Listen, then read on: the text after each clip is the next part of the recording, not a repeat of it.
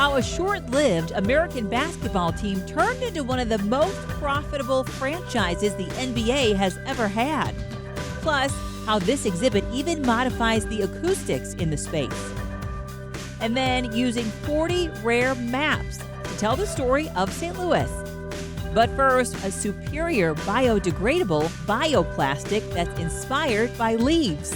It's Sunday, and you're watching the multiple Emmy Award-winning Spotlight. Carefully inspecting the meat and the labels, customers are looking for the best purchase. But this team of WashU engineers is looking at the plastic wrap. In the world of plastics, they have entered the big leagues by getting back to the basics. In India, people actually use actual leaves to pack the food, and then that serves as a packaging material. So we were thinking, okay, leaves has multiple layers. Maybe we can do a similar type of design. So it's here in the Washington University in St. Louis lab where the creation of an all-new leaf-inspired bioplastic is taking place. Here it is in the form of a bag holding an apple slice. Bioplastics refers to the material that derived from biological sources. Joshua Yuan is the Lucy and Stanley Lupata Professor and Chair of Energy, Environmental, and Chemical Engineering at the McKelvey School of Engineering. We are trying to address several challenges. If we can learn from leaf, do a design that can make it totally biodegradable, impermeable to air, much stronger, and here our inspiration comes. Yuan's team created the bioplastic called LEAF, which stands for Layered Ecological Advanced and Multifunctional Film. The chemical engineers introduced cellulose nanofibers to the design of bioplastics. Because of this unique cross-link network, it has ultra-strong strength. And then it actually is impermeable to air. We never expected that. The plastic packaging market is a $23.5 billion industry dominated by petrochemical plastics made from petroleum that break down into harmful microplastics. And the current bioplastics on the market, which are not as strong as petrochemical plastics, only degrade through a high-temperature composting system. So this material actually addresses that particular challenge. The WashU engineers say they have optimized bioplastics with their all-new leaf bioplastic. They used a variation of their leaf-inspired cellulose nanofiber structure to improve the strength and biodegradability of a starch-derived plastic called PLA. So the most popular bioplastic is polylactic acid. When you put into room temperature, into the soil, it doesn't degrade. Just as leaves are easily biodegradable because of their cellulose-rich cell walls, so are the new bioplastics created in this space. We made it degradable in the room temperature. That's a big deal. That means the most abundant bioplastics does not need to go to the compost. And then you can just make packaging material out of it. It can degrade in the environment at room temperature anytime. The new bioplastic can degrade into harmless organic material. Can go to the trash can without any problem. And the innovation has something other plastics don't have. The surface of their bioplastic is printable. Leaf has multi-layer design. We use the similar multi-layer design to create the air impermeability, to create the stability, to create the strength. But we never expect this thing is printable. Cellulose. Cellulose is the material to make paper. That's why we can print. We found out you can print high resolution there. It's just a plus. You don't need to put a sticker there. You don't need to put another layer of plastics. You just print on your bag and then package everything. That's it. He says this would improve the affordability of bioplastics, and he says it's better for recycling. Single plastic is easy to recycle. When you have another type of plastic, you have a mixture of plastic, how do you expect we, customers, to sort out all kinds of plastic to the right place? Moving forward, long-term goals include the creation of bottles. You need another type of processing. We're working on it. On the short term, this is the focus. You have this transparent, you can see the food inside, and then you can print something on the surface, relatively low cost packaging material. So this material we think can be one of the answers to the plastic challenges we are facing today. HEC Media has 6 YouTube channels, including science, history, art, authors, Black History, Achievement, and Culture, and all things St. Louis. Find your favorite, then scroll down to explore HEC Media's other partner channels, all on YouTube. History Spotlight, brought to you by HEC Media and the Missouri Historical Society. Hello, I'm Dr. Jody Sowell, President of the Missouri Historical Society in St. Louis, and this is History Spotlight. They were one of the most profitable ownership groups in NBA history, yet their team never played a single game. Public historian Adam Kloppe tells the unbelievable story of the Spirits of St. Louis and how 2 brothers pulled off one of the greatest deals in sports history. From 1976 to 2014, one of the most profitable ownership groups in the entire National Basketball Association was based right here in St. Louis. The team's owners made hundreds of millions of dollars during that time frame. But their team? It never played a single NBA game. The story of how this happened is one of the most unbelievable tales in St. Louis sports history. The story starts in 1974, when St. Louis got its own American Basketball Association franchise, the Spirits of St. Louis. The team was owned by Ozzie and Daniel Silna, 2 brothers who had long had a dream of owning a basketball team. When they were spurned by the larger and more stable NBA, they bought the Spirits in the upstart ABA. Led by players like the flashy Marvin Bad News Barnes and Maurice the Enforcer Lucas, the Spirits quickly gained a reputation as one of the quirkiest and most entertaining teams in the entire ABA. Many fans came down to the arena to watch the Spirits play, and those who couldn't followed the action on KMOX radio, where the team's games were called by now legendary sportscaster Bob Costas. The Spirits found early success in the ABA. They upset the defending champion New York Nets in the 1975 playoffs, and during the next season, they added future Hall of Famer Moses Malone to their roster. But even with that early success, the Spirits weren't long for St. Louis. After the 1976 season, the ABA was struggling financially, and it merged with the NBA. When the leagues merged, 4 ABA teams became part of the NBA, and the others were offered a buyout of $3 million. While other cash-strapped owners took the deal, the Silnas offered the NBA a counteroffer. Instead of taking $3 million, the brothers offered to fold their team for about $2 million, as well as a small share of the NBA's television rights in perpetuity. The league, desperate to get the merger done, accepted this offer. After all, in 1976, the NBA was making peanuts off of their TV deal. How much could this really hurt the league? It turns out, it would hurt them quite a bit. Over the next few decades, the NBA's popularity soared behind players like Magic Johnson, Larry Bird, and Michael Jordan. The NBA's television rights dramatically increased in value and became a cornerstone of the league's profitability. The Silnas, who didn't even own a team anymore, continued to pull down a share of those profits.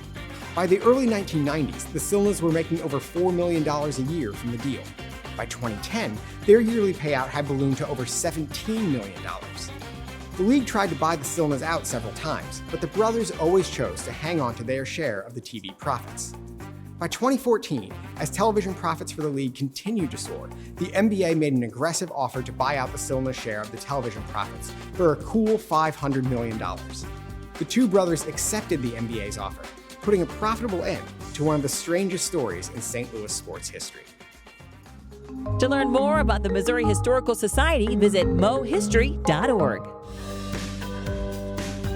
Later on Spotlight, from sap to syrup, maple sugaring in Missouri. Jenny C. Jones is interested in the intersection between visual art and music, and she looks at that intersection through paintings, drawings, and sound installations. Her work is very pared down. She has a very distilled color palette and use of materials. Her works invite close looking and deep contemplation.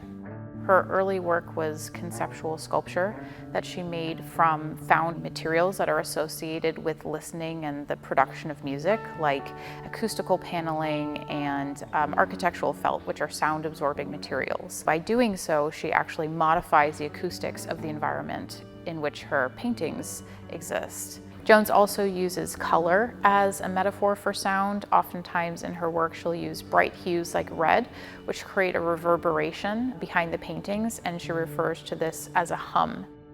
For our exhibition at the Pulitzer, Jones has created a site-responsive work titled Point of Perspective.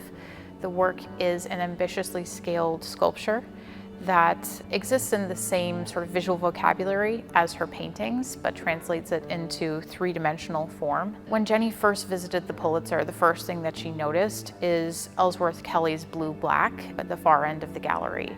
And while she's a huge admirer of Kelly's work, she also felt its presence very strongly in the room and wondered what it might be like to, just for a moment, eclipse the work with her own sculpture.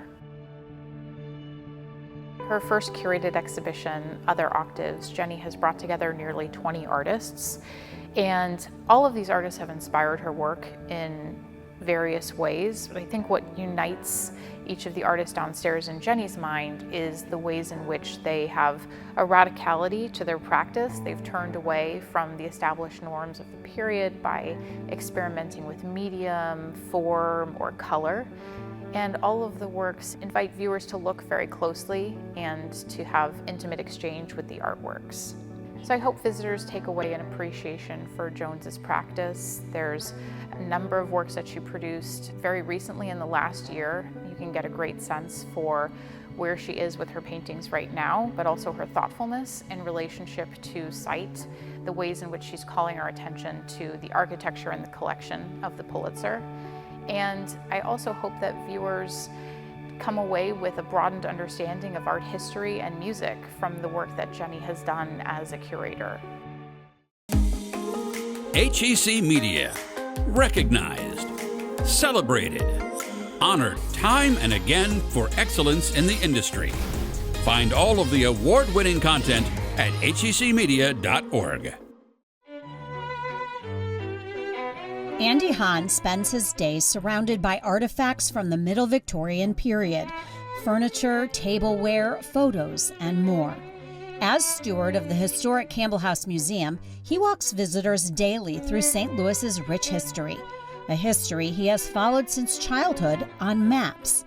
It began as a hobby. It started back when I was a little kid. My grandparents in their house in Webster Groves had a big map on the wall. And 1958, Hammond's International Map of the World. And they were huge travelers, and when they would come back from their travels, they would point to me on this map where they had been. So when I was 5, I knew where Mozambique and Madagascar and all sorts of exotic places were. Hahn has used his love of maps at the museum to talk about St. Louis history. He says maps are a valuable guide in learning about the city's past, from its origins along the Mississippi River. We use maps every day in our interpretation, in telling visitors about how St. Louis has grown and evolved over the decades. That experience, combined with his personal interest in maps, prompted him to write this book, Mapping St. Louis, A History of the Gateway City in 40 Rare Maps. So my book is a chronological look at St. Louis through the lens of maps. The oldest map is from 1767, just a few years after the city was founded, and the newest map is from 2021. And I tried to select maps that told different aspects of the city's history. Maps about education, maps about exploration, tourists maps, planning maps. So I really wanted to get a wide variety of maps, and each one would tell a unique and fascinating story about our city. And I think maps have a very unique power. They have a magnetism that draws you in. Well, St. Louis is a really big place, and it's got a really... Librarian Emily J. Cox of the Missouri Historical Society wrote the book's foreword and provided Hahn with some of the maps. And if people haven't had a chance to think about it before, it's hard for them to realize how much St. Louis has changed since it was first founded in the early years. And the maps that Andy's picked out for his book really help us understand that change. The coffee table-sized book also includes many photos and stories that take readers on a unique journey. One that surprised me the most, or the one that I really was intrigued by the most, was the 1860s map of the Civil War forts in St. Louis. At the beginning of the war, the federal government and the U.S. Army built a series of over 10 forts that literally ringed the city, that surrounded the whole city. There's neighborhoods on top of where these forts are today, so I think that's a pretty cool story. There's a great map that talks about water and sewer systems in our city, and that's really important. Water is probably more relevant to our society today than ever, and so that map kind of tells part of that story.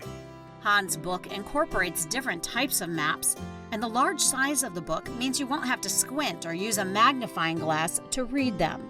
I guess I'm biased because I'm kind of a map nerd. I've watched people when they take the book in their hands and start looking through it, and their eyes get big and they kind of light up, and then they say, I know someone who would love this book, and it just really grabs people.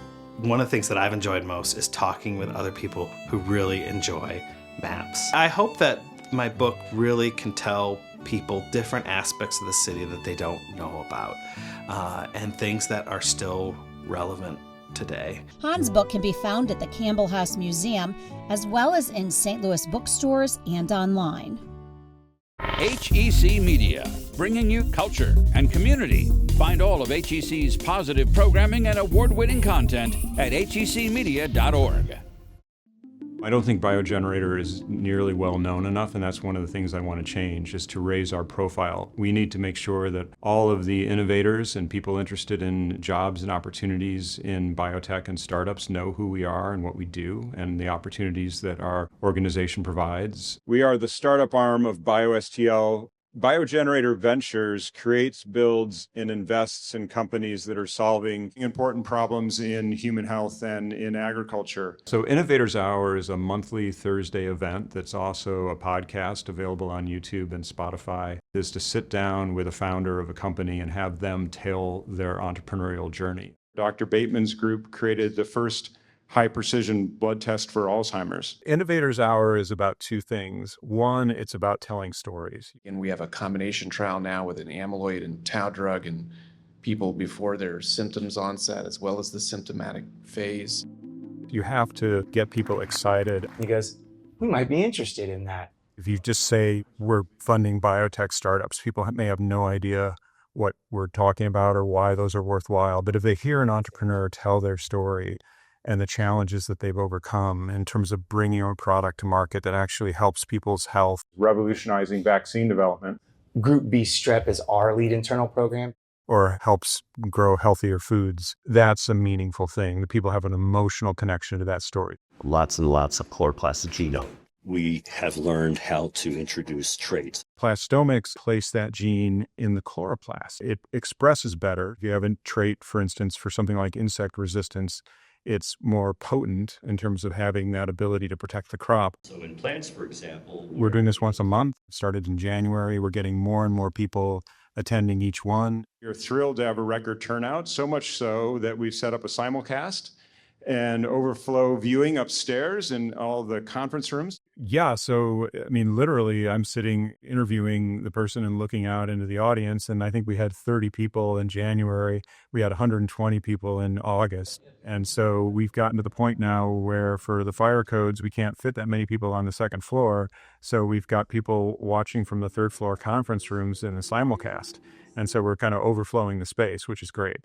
We also want to be better known among investors. And then the second thing is networking. There has not been a place for people interested in entrepreneurship in the life sciences around human health and agriculture and to come together and meet one another. We've established a track record. We have success. So 136 portfolio companies, over 20 exits, over 80 active currently in the portfolio. We do gather a different audience for each one, right? So there are going to be people who are interested in Alzheimer's diagnostics that aren't necessarily interested in chloroplast transformation and vice versa. What we're finding each month is that over half of the visitors are new, that have never come before. For more St. Louis stories, subscribe to the HEC YouTube channel, Spotlight STL from HEC Media. I've got to be outside. If it's not hunting, it's gardening. If it's not gardening, it's mushroom hunting. I've got to be outside. On the Gearing family farm in southeastern Missouri, I like making use of natural resources. homegrown is preferred. We have poultry. We do the chickens for eggs and occasionally meat. Mark does lots of gardening. Broccoli, cauliflower, onions, corns, potatoes, tomatoes. For 6 to 8 weeks every winter, they pair up with Mother Nature for another treat from the land that sweetens more than their meals. It looks good, nice and golden. Mark and Crystal Gearing started tapping their sugar maple trees. When I was pregnant with my daughter, I looked around and figured out we had lots of maple trees. So I bought 20 of the old-fashioned spiles that drip into the buckets and started from there. As time passed, they upgraded equipment, added taps, tubing, and kids. 19 years later, Grab the line. We're up to 801 taps this year, if my son's counting is correct. the nightly freeze, daytime thaw pattern in Missouri winters brings a surge of sap. Look, sap's a-flowing. And hard work. I do about everything we do around here. I'll help do it. It's fun though, a lot of time out in the woods and stuff. That seems to be a common theme on this farm. I like going out in the woods and then doing taps and stuff and carrying the bucket for my dad when we're tapping, and just like to be outside. And when the sap's flowing, that's exactly where they have to be. It's almost like having dairy cows. When it's time to milk the cows, you've got to milk the cows. When it's time to collect the sap and cook the sap, you've got to cook the sap. Also, like milk, sap spoils. Not to mention, if you don't collect it fast enough, these totes can overflow. I know they say not to cry over spilt milk, but I will cry over spilt sap.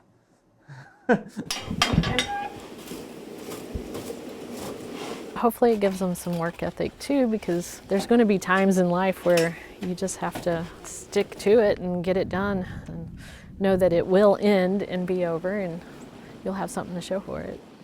But that's about it.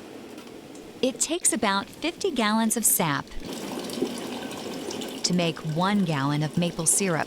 You remove the water, you get the syrup. It's a very primitive process. I think that's part of what I like about it too, is the simplicity of it. If you're here for maple sugar programming, if you can gather around... The Missouri Department of Conservation recently demonstrated that primitive process of 3-kettle maple sugaring. This one can burn very easily. At Rockwoods Reservation in St. Louis County. Most people don't know anything about how maple syrup is made, and it's really interesting, so they're here to learn about that. It's been around for a very, very long time. I think a lot of people don't know a lot about their resources, so it's just one of those other aha things. Maple sugaring was widespread in Missouri before people had easy access to cane sugar. Historic records tell of Native Americans tapping trees. Meriwether Lewis even journaled about the Corps of Discovery maple sugaring in Missouri before setting out on their expedition. And that, to me, is incredible. They were over there later in February doing the same thing over 200 years ago. It's good. It's not just Missouri's Department of Conservation reminding people of the maple tree's potential. MU's Extension Office recently released a report and resources to put maple syrup on the map in the lower Midwest. In Missouri, typically, if you're a landowner and you have forested property, maple trees have typically been kind of a nuisance because you're looking to grow oaks or hickories, something that can produce a pretty reliable source of income through hardwoods or this or that. And so maple trees have typically not been part of that conversation, but we're trying to change that. We also found that folks are selling at a premium here. There's really high demand and not enough supply. So I think all of those things point in a good direction if you're interested in getting into it. There is your factory that's turning sunlight into the pancake topping. When Mark Gearing isn't making maple syrup, and as the season progresses, the chemistry in the tree is changing. He's a high school science teacher, often leading field trips through his backyard. To see the kids take an interest in it, I found over the years as a science teacher, When you get the kids' attention is when you make it real to them. Several of his students are now also making maple syrup. It's neat to see that. It's really neat to see them take off. Sometimes I worry about the competition because some of these kids are pretty motivated, but